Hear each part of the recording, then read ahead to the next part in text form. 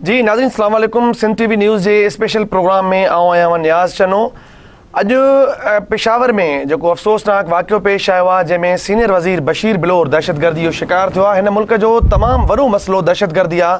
को बि सूबो हिन दहशतगर्दी खां महफ़ूज़ न आहे, पर अॼु ख़ैबर पख्तूनख्वा जेको तमामु घणे अरसे खां वठी दहशतगर्दनि जो निशानो, उन में ई पेशावर में जेको वाक़ियो पेश आयो आहे सीनियर वज़ीर बशीर अहमद बिलोर खे शहीद कयो वियो आहे। तमामु अफ़सोसनाक वाक़ियो आहे। अॼोके प्रोग्राम में असां इन अफ़सोसनाक वाक़िए ते गुफ़्तगू कंदासीं ऐं दहशतगर्दी जेका हिन मुल्क जो तमामु वॾो मसइलो आहे उन ते बि ॻाल्हि ॿोल कंदासीं ऐं गॾोगॾु ANP जी जेका मुख्य क़यादत आहे उनखे निशानो बणाइण सां दहशतगर्दनि कहिड़ो मैसेज ॾियण जी कोशिशि कई आहे ऐं हुकूमत जी जेका दहशतगर्दी ख़िलाफ़ु जंग जारी आहे उन ते असर या दहशतगर्दी ख़िलाफ़ु जंग केतिरे हद ताईं अञा वधी सघे थी, इन जा जेके समूरा पासा आहिनि उन्हनि ते ॻाल्हाइण जी कोशिशि कंदासीं। असां सां स्टूडियो में मौजूदु आहिनि सिंध टीवी न्यूज़ जा डायरेक्टर करंट अफेयर ऐं नाले वारा तज़िये निगार मोहसिन बबूर साहब ऐं उन सां गॾु मौजूदु आहिनि जावेद लांघा साहब। इन सॼे मामले ते अॻु में बि गुफ़्तगू थींदी रहंदी आहे। अॼोके प्रोग्राम में असां स्पेशल बशीर अहमद बिलोर जी शहादत ऐं ख़ासि तौर KPK में जेका दहशतगर्दी आहे उन ते ॻाल्हि ॿोल कंदासीं। मोहसिन साहब, तव्हां खां शुरूआति कयूं था।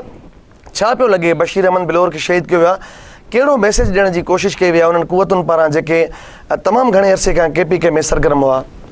नियाज़, पहिरीं ॻाल्हि त तमामु अफ़सोसनाक वाक़ियो आहे ऐं ख़ैबर पख्तूनख्वा जा जेके लिबरल सेक्युलर माण्हू आहिनि, बाचा ख़ान जा पोइ लॻनि, ANP जा वर्कर आहिनि, उन्हनि खे असां तरफ़ां ऐं सिंध TV तरफ़ां ऐं बल्कि सिंध जे माण्हुनि तरफ़ां जेके सेक्युलर ऐं सूफ़ी सोच रखनि था सही उन्हनि जे तरफ़ां अफ़सोस जो इज़हार करणु घुरिजे, छाकाणि त हीअ दहशतगर्द जी लहर में हू शिकार आहिनि काफ़ी वक़्त खां। ऐं ANP ऐं जेके बि लिबरल क़ुवतूं आहिनि ख़ैबर पख्तूनख्वा में, उहे काफ़ी अरसे खां हिन जंग में हिन जेके इंतिहा पसंदि आहिनि हिन जे ख़िलाफ़ु जंग जोटे रहिया आहिनि ऐं हिन जा काफ़ी माण्हू हाणे शहीद थिया आहिनि। हाणे सीनियर लीडर्स हिननि जा शहीद थी रहिया आहिनि ऐं बशीर बिलोर मरहूम जेको आहे उहो काफ़ी वक़्त खां इन्हनि जे निशाने ते सही ऐं वाज़े स्टैंड रखंदड़ माण्हू वाज़े स्टैंड रखियो आहे। इहा वॾी ॻाल्हि आहे त अहिड़े सूबे में, अहिड़े ख़िते में जिते तव्हांखे हर वक़्तु ख़तरो मौजूदु रहे थो, उते तव्हां एॾो सख़्तु मौक़िफ़ रखी ऐं हिन पंहिंजे मैसेज खे अॻिते हलायो ऐं पंहिंजे मिशन खे अॻिते हलायो, इहो तमामु ॾुखियो आहे। छाकाणि ख़ैबर पख्तूनख्वा हाणे तमामु हिकिड़ो वॉलेटाइल क़िस्म जो सूबो आहे ऐं हिननि हीअ जेके क़ुवतूं आहिनि, जेके वढनि पियूं, जेके ऐं ज़ाहिर इहे तमामु थोरा माण्हू आहिनि, तमामु थोरा ग्रुप्स आहिनि, पर हिन जी ज़ाहिर सपोर्ट तमामु वॾी आहे, पैसा आहिनि हिन वटि, सपोर्ट बि हिननि खे मिले थी पई। आहिनि तमामु थोरा माण्हू, चंद सवनि या हज़ारनि में हूंदा, उन्हनि सॼे अमन तबाह कयो आहे। ऐं उहे क़ुवतूं ANP आहे, ख़ैबर पख्तूनख्वा में पीपल्स पार्टी आहे ऐं ॿिया जेके अहिड़ियूं लेफ्ट जे सोच रखंदड़ क़ुवतूं आहिनि उन्हनि जे ख़िलाफ़ु ही काफ़ी जंग जोड़ी। न रुगो ख़ैबर पख्तूनख्वा में मां आख़िरी ॻाल्हि कयां त ख़ैबर पख्तूनख्वा में ॾिसो जेको फ़ौज विढ़ी रही आहे गुज़िरियल काफ़ी सालनि खां, उन्हनि जो तमामु वॾो नुक़सानु थियो आहे। त हीअ तव्हां अंदाज़ो लॻायो त हीअ ड्राइव जेका हिन जी हले पई उहा हाणे अची बीठी आहे इंडिविजुअल्स खे जेके आहिनि उन्हनि खे अची टारगेट। सही, असफंजार वली साहब खे बि तमामु वॾा हमला थिया, उनखां मियां इफ्तिखार साहब। जावेद साहब, तव्हां न चऊं था, हिकिड़ो त मूंखे पंहिंजे नाज़रीन खे इहो ॿुधायो त जेको बशीर अहमद बिलोर साहब जी शहादत थी आहे, पॉलिटिकल बैकग्राउंड ऐं जेका ANP जी क़यादत आहे उन में केतिरो असरु हुयो हिन जो, ऐं जेका हिकिड़ी मुख्य क़यादत हूंदी आहे उन मां जेकॾहिं इन क़िस्म जो माण्हू शहीद थी वञे त ANP जो हिन महिल ताईं जेको मौक़ुफ़ आहे ज़ाहिर आहे उहो मीडिया ते बि अचे पियो, पर तव्हां हिन जी सियासी कैरियर ते छा ॿुधाईंदो त केतिरे हद ताईं इहो हिकिड़ो वाज़े मौक़ुफ़ रखंदड़ ANP में सियासतदान हो? नियाज़, पहिरियां त जीअं चयो आहे मोहसिन, ताज़ियत उन्हनि सभिनी दोस्तनि खां आवाम नेशनल पार्टी जा ऐं जेके बि सेक्युलर फोर्सिस आहिनि, हिकिड़ो नुक़सानु आहे, बिग बुलो आहे ऐं हिकिड़ी सोचनि जी जेका टकराव जी जंग आहे उन में हिकिड़ो वधीक नुक़सानु आहे, इंतिहाई अहम नुक़सानु आहे। बिलोर साहब जीअं त बिलोर फैमिली सॼी अवामी नेशनल पार्टी सां लाॻापियल आहे। हीअ 1970 खां उन्हनि सां कमिटेड माण्हू आहे ऐं मुख़्तलिफ़ वक़्तनि ते अवामी नेशनल पार्टी जे टिकेटुनि ते चूंडबो आयो। PF3 मां बिलोर साहब इलेक्शन विढ़ंदो आयो आहे ऐं उन लाइ हिकिड़ो रिकॉर्ड बि आहे त PF3 जेका कॉन्स्टिट्यूंसी आहे उन ते बिलोर साहब ही 5 दफ़ो इलेक्शन विढ़ी कामयाबु थियो आहे ऐं हिन में कोई शक कोन्हे को त अवामी नेशनल पार्टी जो जेको हरावल दस्तो हो उते जेका इहा जंग आहे, तव्हांखे ख़बर आहे 3 साल पुराणी बाह आहे जंहिंजो अॼु ही खाज बणियो आहे ऐं ज़ाहिर आहे इहा KPK में आहे, उहा बाह ॿरे थी त उन्हनि जो जेको जेका तपिश ऐं ताव आहे उहो अवामी नेशनल पार्टी उतां जा माण्हू वधीक जेको बर्दाश्त था कनि ऐं उन बाह जो बख बणियो आहे। ANP जी जेका टॉप मोस्ट क़यादत आहे उन में जेके रैंकिंग 2-3 नंबर जी क़यादत जो गुफ्तगू पंहिंजी जारी आहे। एमल खटक साहब सीनियर तजिए निगार असांखे ज्वाइन कयो अथई प्रोग्राम में। अस्सलाम वालेकुम एमल साहब। वालेकुम अस्सलाम। खटक साहब, बहुत शुक्रिया आपने हमें ज्वाइन किया प्रोग्राम में। कैसे देख रहे हैं इस मुल्क के बहुत अहम वाक़या आज पेश आया है बशीर अहमद बिलोर साहब की शहादत के हवाले से, KPK में जो वार एंड टेरर के हवाले से बहुत सारे वाक़यात पहले भी हुए, आज के इस वाक़े को स्पेसिफिक आप कैसे देखते हैं? क्या मैसेज देने की कोशिश की गई है ANP की क़यादत को?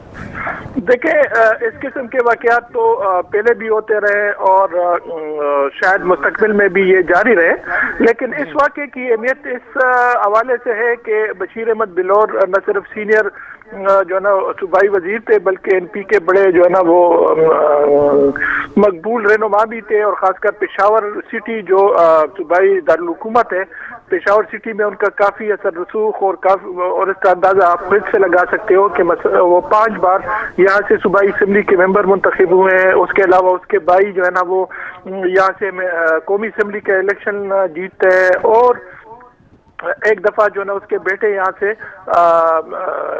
ज़लई नाज़िम की इलेक्शन भी जीत चुके हैं। तो वो बड़ी मशहूर, बड़ी बुद्बार और बड़ी शफीक फैमिली है, और लोगों के पास आना जाना और काफ़ी जो है ना वो मुकामी सियासत में उनकी काफ़ी अमल दखल और हर वक्त लोगों के पास उठना बैठना, ये उनका वतीरा है।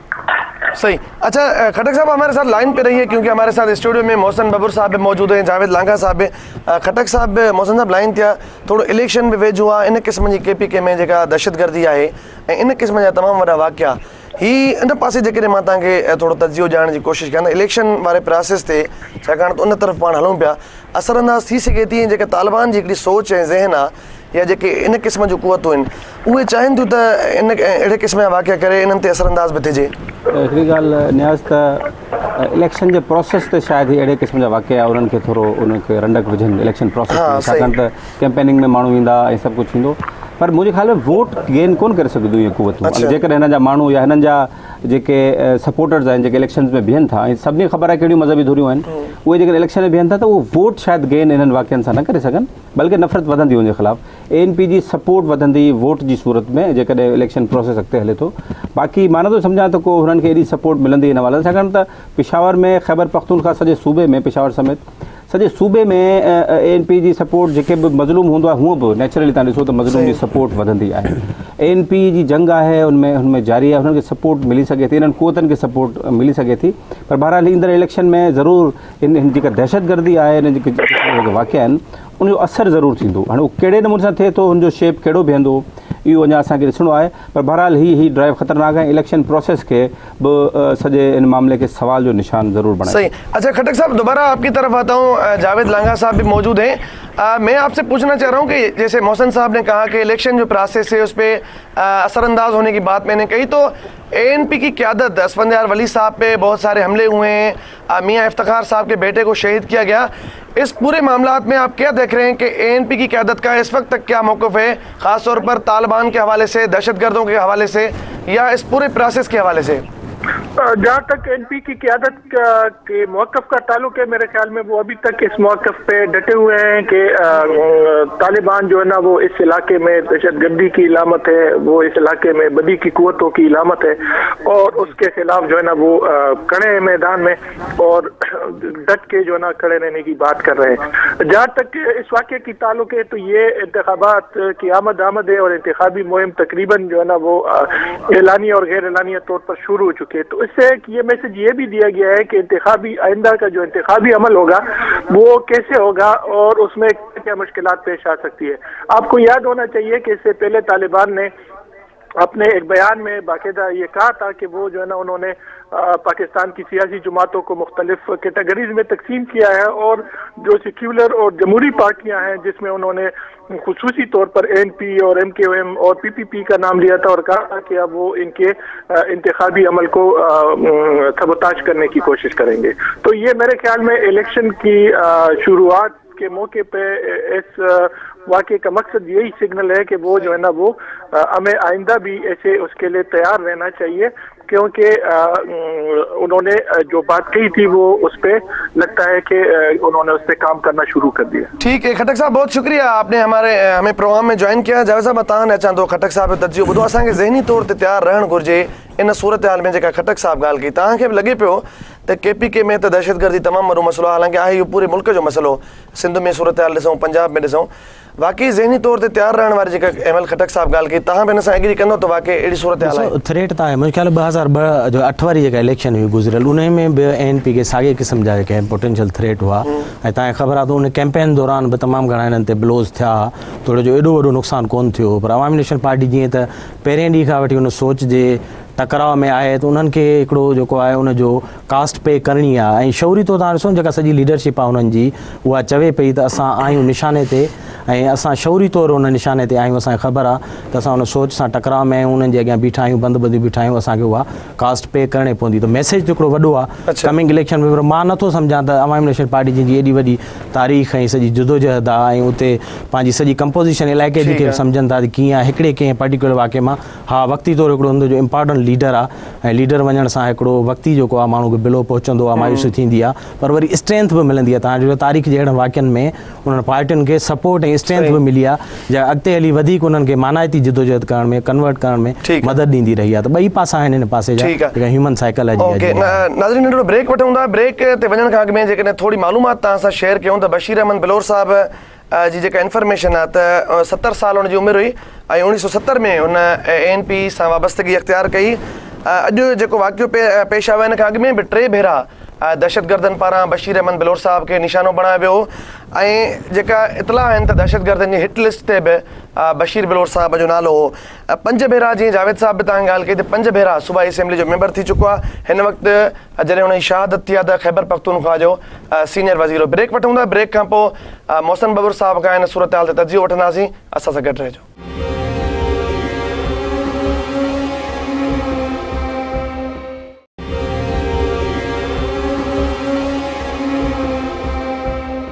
नाज़रीन, ब्रेक खां पोइ अवांखे हिकु भेरो ॿीहर भलीकार। अॼोको प्रोग्राम असां कयूं पिया पेशावर में अफ़सोसनाक उन वाक़े ते जंहिंमें बशीर बिलोर सीनियर वज़ीर शहीद थी वियो आहे। इन वाक़े ते असां गुफ़्तगू कयूं पिया। असां सां टेलीफोन लाइन ते बि असांखे जॉइन कयो आहे शमीम शाहिद साहब, पाण सीनियर सहाफ़ी ऐं तजिए निगार बि आहिनि। उनखे बि अॼोके प्रोग्राम में असां शामिल कयूं था। ऐं असां सां स्टूडियो में मोहसिन बबूर एंड जावेद लांघा साहब मौजूद हैं। शमीम साहब, वेलकम कहते हैं आपको आज के प्रोग्राम में। आपसे पूछना चाहेंगे कि बशीर बिलोर साहब की शहादत हुई है पेशावर में एक वाक़े के दौरान, क्या समझ रहे हैं कि दहशतगर्दी के इन वाक़यात को कैसे रोका जा सकता है? हमें बातें तो बड़ी सामने आ जाती हैं, लेकिन आप क्या समझ रहे हैं इन वाक़यात को कैसे रोका जा सकता है? बात यह है कि जब तक पूरे खैबर पख्तूनख्वा और मुल्हिका कबाइली इलाकों में रोपोश दहशतगर्दों के खिलाफ स्वाद की तरह फौजी कार्रवाई नहीं होती, तब तक इस किस्म के वाक़यात होते रहेंगे। अवामी नेशनल पार्टी की तमाम रहनुमाओं ने बशमूल बशीर अहमद बिलोर ने कई बार कई मौके पर इस बात का मुतालिबा किया है कि फौज या मरकजी हुकूमत वजीरिस्तान में कबाइली इलाकों में रोपोश दहशतगर्दों के खिलाफ फौरी तौर पर कार्रवाई करे, मगर अभी तक ये कार्रवाई नहीं हो सकी है, क्योंकि सदर आसिफ अली जरदारी साहब से भी एक बार एक महफिल में हमने ये मुतालिबा किया था, मगर उसने कहा कि कौम डिवाइड है, जब तक कौम डिवाइड हो तो इस किस्म की कार्रवाइयों से कोई फायदा नहीं है, बल्कि उल्टा इसका रिएक्शन होता है। और कौम डिवाइड इसी वजह से कि बाद मजहबी जुमातें जो है, बिलखुसूस जुमात इस्लामी और जमीयत उलमा इस्लाम, इन्होंने कभी भी दहशतगर्दी की मजम्मत नहीं की है, बल्कि इन जुमातों से ताल्लुक रखने वाले रहनुमा और कारकुन जो है वो नरम गोशा रखते हैं इन तालिबान के लिए। वो उन्होंने कभी भी इनको दहशतगर्द कहा ही नहीं है। जब दहशतगर्द कहा ही नहीं है तो किस तरह मतलब है ये हुकूमत को कह दे कि कार्रवाई कर दे। मेरे ख्याल में इस वक्त इस नुक्ते पे आपको मोहसिन बबूर साहब हमारे स्टूडियो में मौजूद हैं, वो कुछ ऐड करना चाह रहे हैं। जी शमीम साहब, हमें ये बताइएगा कि इस सारी सूरत हाल में, क्योंकि इलेक्शन की आमद है, इलेक्शन की तैयारियां गैर एलानिया तौर पर शुरू हो चुकी हैं, आप क्या समझते हैं कि ये इस वाक़े के ख़ास तौर पे इस वाक़े, वैसे तो जनरल वाक़यात हो रहे हैं, लेकिन इस वाक़यात से सियासी प्रोसेस और इलेक्शन के प्रोसेस पर क्या असरात मुरतब हो सकते हैं? इंतहाई खतरनाक असरात होंगे, इंतहाई खतरनाक असरात होंगे। ये जो आज जलसा था ये भी इलेक्शन ही का जलसा था, जिसमें बशीर बिलोर, हाजी गुलाम अहमद बिलोर और दीगर रहनुमा शामिल थे। तो मेरे ख्याल में जो इलेक्शन है, जो जिस तरह अवामी नेशनल पार्टी का स्टैंड है दहशतगर्दी के खिलाफ, तो मेरे ख्याल में न सिर्फ अवामी नेशनल पार्टी मगर दीगर सियासी जमातों को भी ये वो निशाना बनाएंगे। मौलाना फजल रहमान पर हमला हुआ है, काजी हुसैन अहमद पर भी हमला हुआ है, आफ्ताब खान पर भी हमला हुआ है, अमीर मुकाम पर भी हमला हुआ है। मेरे ख्याल में यही वक्त है कि तमाम सियासी और मजहबी कुव्वतें मिल बैठकर एक लाएअमल अपना ले। जी शमीम साहब, यही बताइएगा कि ये क्यों नहीं हो पा रहा ऑपरेशन, या इन लोगों ऑपरेशन इसी वजह से नहीं हो रहा, इसी वजह से नहीं हो रहा कि कौम डिवाइड है, मजहबी जमातें अभी तक मजम्मत नहीं करती। समझते हैं कोई इंटरनेशनल प्रेशर है या इसकी? बिल्कुल इंटरनेशनल प्रेशर भी है, और ये बात मजहबी जमातें जो मतलब वो तालिबान को दहशतगर्द नहीं कहते, तो इसी वजह से है वो इंटरनेशनल प्रेशर। यही है कि सऊदी अरब बिल्कुल तालिबान को न सिर्फ पैसे दे रहेगी बल्कि तालिबान को पूरी सपोर्ट दे रहे हैं। इस साल भी बहुत से तालिबान को हज करवाया गया है। लेकिन ये शमीम साहब, नुकसान तो पाकिस्तान का हो रहा है, खैबर पख्तूनख्वा का हो रहा है, पाकिस्तान के लोगों का हो रहा है, पख्तूनों का हो रहा है, तो इसमें तो इंटरनेशनल प्रेशर पर क्यों कंप्रोमाइज किया जा रहा है? बस ये तो इस्लामाबाद में और रावलपिंडी में बैठे हुक्मरानों को चाहिए कि वो सोच ले कि आज जो हमला हुआ ये पाकिस्तान का नुकसान है कि किसका नुकसान है। ये आज जो मतलब बशीर बिलोर समेत 8 कीमती जाने जाए हो गए, ये तो अमेरिकन नहीं थे, ये तो पाकिस्तानी थे, ये तो कलमागो मुसलमान थे। अच्छा शमीम साहब, थोड़ा लाइन पे रहिएगा। हमारे जावेद साहब तव्हां खे मां थोड़ो ऐड कंदुमि त ही सिक्योरिटी लैब्स जी ॻाल्हि थींदी आहे त दहशत सूबाई हुकूमत वटि एतिरा वसीला मौजूद आहिनि। जीअं मोहसिन साहब ॻाल्हि कई, हिकिड़ो प्रेशर जी ॻाल्हि बि थी, असां सां शमीम साहब बि लाइन ते आहे त ही जेको सिक्योरिटी लैब्स वारी ॻाल्हि बार बार अची वेंदी आहे, आपघाती बमबार कीअं सीनियर वज़ीर वटि पहुची वियो, इन उज़ुर खे भला क़ाबिल क़बूल सम्झी सघिजे थो या वाक़ई इन में का सदाकत न आहे? ॾिसो, इन अहिड़े क़िस्म जा जेके वाक़िया आहिनि जो ख़ुदकश आहिनि, जंहिंमें माण्हू पाण ब्लोअप था कनि, हिकिड़ो तयारु थी अचे थो, उहो त हाणे सिक्योरिटी जा इदारा या इहो मुसलम हक़ीक़त थी वई आहे त इन्हनि खे ईअं नथो रोके सघिजे। इन्हनि जो को लॉन्ग टर्म सॉल्यूशन जी ॻाल्हि हुजे, जीअं शमीम साहब चयो त डिवाइडेड सोसाइटी आहे, कन्विक्शन कोन्हे का, उते का पॉलिटिकल विल कान्हे का, त once and for all in जो मसइले जो छा हल थींदो?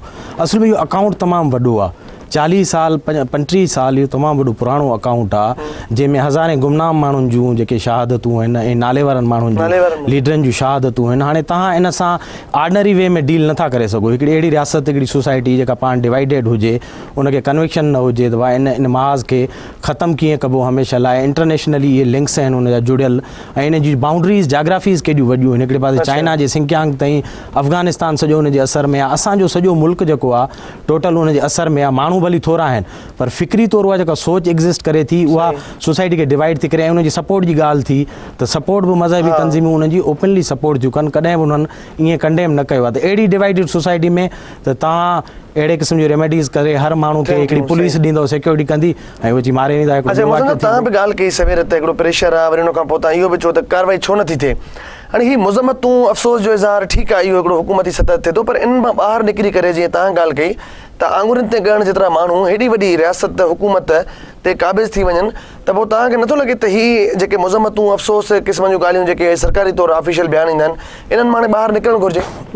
प्रॉब्लम न्याज़ ही रहियो आहे, असां ही मसइलो डीप रूटेड आहे। सही, हिन जूं पाणूं ज़िया जे दौर खां शुरू थियनि थियूं, ऐं ज़िया जे दौर में हिन रियासत इन्हनि माण्हुनि खे जेका सपोर्ट कई, ऐं पोइ माण्हू रियासत जे हथनि खां निकिरी विया, ऐं पोइ रियासत हिननि खे वापसि आणण जी कोशिशि न कई।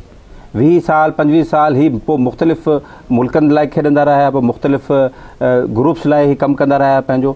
हाणे उहो अची हिननि जे हथ हिन जे वस में आहिनि, इंटरनेशनल फोर्सिस जे वस में आहिनि, ऐं उते सॼो हुननि जी मर्ज़ी सां ई प्ले कनि था। हाणे मूंखे ख़बर न है, पर मुझे ख्याल में शमीम साहब का ये सवाल पूछी सकते तो। शमीम साहब, एक सवाल आपसे बड़ा है, अभी हमारी डिस्कशन जारी है, आप हमें बताइएगा कि क्योंकि ANP का कारकुन भी रिएक्शन में होगा, इस वक्त रद्द अमल में होगा, तो क्या खुदा न खास्ता कहीं कोई खाना जंगी की सूरत हाल, क्योंकि ज़ाहिर अब ये जो तालिबान टाइप के ग्रुप हैं, इस किस्म के ग्रुप हैं, तो कहीं ऐसी खैबर पख्तूनख्वा में कोई खाना जंगी की सूरत हाल तो आपको नज़र नहीं आ रही? शायद राब्तो असांजो कटिजी वियो आहे। शमीम साहब सां कोशिशि कयूं था त वरी राब्तो थी वञे। मां खाना जंगी जी ॻाल्हि कयां पियो, या मां इन करे शमीम साहब शायदि अची वञे लाइन ते, त वरी वठूं। ANP जो कारकुन आहे, ॾिसो न, हू पश्तूननि में हथियार ऐं ही सभु पाण बि वेड़ा कनि सभु, बिल्कुलु। पर ज़ाहिर बादशाह खान जो हिकिड़ो मैसेज पुरअमन मैसेज हमेशह हुयो, अदम तशद्दुद असदयार वली जो हुयो, सभु हुयो, पर पोइ बि कारकुन जेके हूंदा आहिनि उहे ख़ुदा न ख़ास्ता किथे को मसइला थी विया त ही खैबर पख्तूनख्वा में को खाना जंगी न लॻी वञे, छाकाणि त पोइ ग्रुप्स आहिनि, पाण में विढ़ंदा, पोइ हिक ॿिए खे मारींदा बि सही, जीअं फाटा में थिए पियो, फाटा में ग्रुप्स हाणे हिक ॿिए सां विढ़नि बि था, मारनि बि था। हिते ही ANP जो कारकुन जेकॾहिं जहिड़े जी सूरत हाल में पइजी वियो त मसइला वधीक ख़राब थींदा मुंहिंजी। अच्छा पुत सवेर जेका तव्हां शमीम साहब सां ॻाल्हि पुछण जी कोशिशि बि कयो पिया, हिकिड़ो प्रेशर जी ॻाल्हि बार बार थींदी आहे त हिते कार्रवाई कयो हुते न कयो। हाणे दहशतगर्दी ख़िलाफ़ जंग घणे अरसे खां वठी जारी आहे, तव्हां पाण बि ॼाणो पिया केतिरियूं क़ुर्बानियूं ॾिनियूं, आलमी बिरादरी पाण बि हिन मामले खे ॾिठो आहे। पर बुनियादी तौर ते हाणे तव्हांखे लॻे पियो त इन स्टेज ते पहुची चुका आहियूं त हिकिड़ी फ़ैसिलाती कार्रवाई थियणु घुरिजे ऐं जिन खे तव्हां आङुरियुनि ते ॻणण जेतिरा या नज़र में अचे पियो एतिरा माण्हू आहिनि, सॼो सिस्टम जेको असांजो डामाडोल कयो वेठा आहिनि, इन्हनि ख़िलाफ़ हिकिड़ी असराती कार्रवाई ज़रूरत आहे। साउथ वज़ीरिस्तान में ऑपरेशन जी ॻाल्हि असां गुज़िरियल 1 साल खां ॿुधूं पिया। सही जीअं जीअं सवात वारो ऑपरेशन वाइंड अप थियो ऐं उन खां पोइ हल्को फुल्को हुननि जो असां सर्जिकल ऑपरेशन मुख़्तलिफ़ जाइनि ते कंदासीं, मुख़्तलिफ़ हिननि एजेंसियूं त क्लियर कराए छॾियूं हुयूं। पर छा थियो जॾहिं ऑपरेशन जीअं ई शुरू थियो फाटा जे एरिया में जिथे माण्हू लिकल आहिनि, ज़ाहिर आहे अफ़गानिस्तान खां सपोर्ट अचे थी, सपोर्ट माना जाग्राफिकली उतां अचनि था, हुते इन थियनि था पाकिस्तान में। पोइ छा थियो हुते जॾहिं ऑपरेशन थिए थो त हीअ माण्हू को हुते घणो रेजिस्ट कोन था कनि, हीअ उतां निकिरी कराची में अची वेही था रहनि, हीअ उतां निकिरी इस्लामाबाद, लाहौर, पेशावर ऐं ख़ासि तौर ते पेशावर में इहे अची वेही था रहनि। पोइ उतां हिननि खे मैसेज मिलनि था, पोइ पंहिंजूं कार्रवायूं जारी रखनि, मुख़्तलिफ़ रखनि था। तंहिंजे करे ऑपरेशन में हिननि खे इंफॉर्मेशन जी बेस जेसीं ताईं इंटेलिजेंस इंफॉर्मेशन ताक़तवर न हूंदी तेसीं ताईं ही वाक़िया अहिड़े क़िस्म थींदा रहंदा ऐं इंटेलिजेंस जी बेस ते ई हिननि खे कार्रवाई करणी पवंदी। वज़ीरिस्तान में ऑपरेशन जी ॻाल्हि पोइ तव्हांखे यादि हूंदो 3-4 महीननि खां शुरू थी हुई, फ़ौज खे बि तयारी वठाई वई हुई, पर तव्हां ॾिठो त प्रेसिडेंट तरफ़ां ऐं हुकूमत तरफ़ां ऐलान आयो त असां वज़ीरिस्तान में ऑपरेशन न कंदासीं। ऐं तंहिंजे करे इहो हिकदमि असांजे लाइ बि हिकिड़ो ख़ौफ़ वारी सूरत हाल हुई त इहो ऑपरेशन शुरू थियणु घुरिजे ऐं जेकॾहिं हुननि खे वज़ीरिस्तान में का कामयाबी आहे, का शइ मिली सघे थी त हिन मामले खे मुंहिंजे ख़्याल में वंस फॉर ऑल इहो ख़तमु कजे, न त अदरवाइज़ त हीअ माण्हू मरंदा रहंदा ऐं माण्हू शहीद थींदा रहंदा ऐं हीअ जंग जारी रहंदी, करे ख़तमु। ठीकु आहे। अच्छा प्रोग्राम जो वक़्तु पूरो थियो, पर लास्ट में तव्हांखे ज़रूरु एड कंदुमि त न आम माण्हू महफ़ूज़, न सिक्योरिटी एहलकार महफ़ूज़, न इहे वज़ीर मशीर इहे इन क़िस्म जा माण्हू महफ़ूज़, त पोइ जेको तासुर जनम वठे थो असांजे मुख़्तलिफ़ सूबनि में, हिकिड़ो जनरली सवाल तव्हां खां त पोइ आम माण्हू खे जेको तहफ़ुज़ वारो जेको अहसासु आहे उहो केरु ॾियारींदो? हिते त माना सूरत ॾिसो इन सां ॻंढियल सवाल आहे, बिल्कुलु अदम तहफ़ुज़ जो अहसासु आहे, पर असांजी सिक्योरिटी एस्टेब्लिशमेंट ऐं जेका पॉलिटिकल लीडरशिप आहे उनखे क्लियर थियणो पवंदो इन सॼे मामले ते, त उन्हनि खे छा करिणो आहे। वज़ीरिस्तान में ऑपरेशन जूं ॻाल्हियूं सवात मां उनखे तड़े जीअं मोहसिन जो ॿिए कंहिं इलाइक़े में मोकिले छॾियो त सपोर्ट सोसाइटी में उन लाइ किथे मौजूदु आहे न। ऐं ॿियो हू जेके कार्रवायूं कनि था उहे हिट एंड रन वारी कार्रवाई आहे, इहा आइडेंटिफाइड कोन्हनि हिते वेठा आहिनि, उन्हनि जो हिकिड़ो स्ट्रांग होल्ड आहे, उनजो घर आहे, उन ते चढ़ी वञी मथां दौड़ी पियो। हाणे उन लाइ असांजे सिक्योरिटी अपरेटस खे असांजी पॉलिटिकल गवर्नमेंट खे हिकिड़ी पिच ते अचिणो पवंदो बाक़ाइदे। कोड़ी गोरिया स्ट्रेटेजिक डेप्थ जी पुराणी पॉलिसी आहे, उहा डिफाए थी थिए, ख़्वाहिश न आहे, पर हाणे मुल्क उन पॉइंट ते पहुची वियो आहे जिते फ़ैसिलो करणो पवंदो त तव्हांखे कहिड़े पासे, हिकिड़े पासे मुल्क आहे उनजी सॼी क़ीमत ॾियणी आहे ऐं ॿिए पासे जेको आहे ईअं हिकिड़ी अनारकी वारी सूरत हाल आहे जंहिंमें माण्हू मरंदा रहंदा, त फ़ैसिले जो टाइम ऐं डिफाइनिंग मोमेंट आहे रियासत लाइ, त रियासत फ़ैसिलो करे त कहिड़े पासे हुनखे। ठीकु आहे, तव्हांजी महिरबानी। प्रोग्राम में नाज़रीन गुफ़्तगू हुआ मोहसिन बबूर ऐं जावेद लांघा साहब जी, ऐं असांजे तजिए निगारनि जी ॿुधी अॼोके प्रोग्राम में एतिरो ई ॾींदा इजाज़त। अला भाई।